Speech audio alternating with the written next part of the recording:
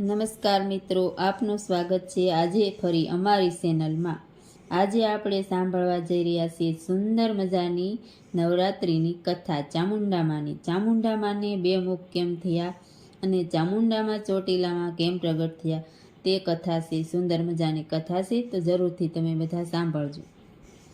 એક વખત ભયાનક અસુરો, ખાસ કરીને સંડ અને મૂંડ એનું નામ હતું, તે પૃથ્વી ઉપર સ્વર્ગમાં અંધાધૂંધી ત્રાસ મચાવતા હતા। ઋષિ મુનિઓના યજ્ઞમાં ભંગ કરી યજ્ઞ બગાડતા હતા।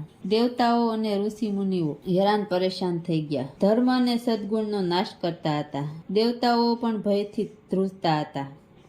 પરેશાન થઈ ઋષિ મુનિઓ અને દેવતાઓએ મા દુર્ગાની પ્રાર્થના કરી અને તેમને સ્તુતિ કરી કે માતા, આ અસુરો થકી અમને બચાવો અને તેમનો વિનાશ કરવા માટે અમને તમે મદદ કરો। આવી રીતે ઋષિ મુનિઓ અને દેવતાએ મા દુર્ગાની મદદ માંગી, એટલે મા દુર્ગાએ પોતાના ભાલમાંથી એક ભયાજનક જ્વાળા પ્રગટ કરી। એ જ્વાળા ફાટી અને એમાંથી જન્મા એક દેવી।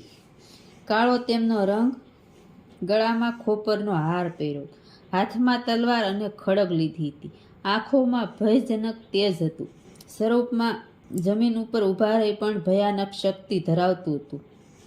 એ જ સમયે આ સ્વરૂપમાંથી માતાએ ભૂમિ પર અશાંતિ વગર પણ અસુરોનો વિનાશ કરવા માટે પ્રગટ્યા। ચંડ અને મૂંડનો સંહાર કરવા માતાજીએ સિંહ પર આરૂઢ થઈ યુદ્ધ શરૂ કર્યું। એક ઘાટમાં ચંડનું શિર કાપી નાખ્યું, બીજા ઘાટમાં મૂંડનો સંહાર કર્યો। માતાએ બંનેના કપાયેલા શિર પોતાના ચરણોમાં અર્પણ કર્યા। પ્રસન્ન થઈ માતા દુર્ગાએ આશીર્વાદ આપ્યો કે આજથી તું ચામુંડા નામે પ્રસિદ્ધ થજે। તું ભક્તો માટે દયાળુ, દુષ્ટો માટે ભયાનક કહેવાય। બે મુખનું રહસ્ય એવું કહેવામાં આવે છે કે ચામુંડા માતા દ્વિમુખી સ્વરૂપ ધરાવે છે, તો પેલું સ્વરૂપ છે મુખનું, તે ભયના મુખ દ્રષ્ટો અને અસુરો માટે તેઓનું નાશ કરવા માટે છે। બીજું સ્વરૂપ દયાળુ મુખ પોતાના ભક્તો માટે આશીર્વાદ અને ભક્તોની સુરક્ષા માટે છે। આવી રીતે માતાજીના બે સ્વરૂપ કહેવામાં આવે છે મુખના। ચોટીલા સ્વરૂપ કેમ કે યુદ્ધ સમયે ભૂમિ પર અશાંતિ ન થાય અને શક્તિ ભયાનક દેખાય તે માટે ભક્તો માટે આશીર્વાદ હંમેશા ઉપલબ્ધ રહે, તેથી બંને મુખ સાથે ચોટીલામાં માતાજી નિવાસ કરી રહ્યા। માતા ભક્તો માટે કલ્યાણમય અને દુષ્ટો માટે વિનાશકારી છે। આ સ્વરૂપમાં જીવનમાં સત્ય અસત્ય, ભય સંકટને દર્શાવે છે।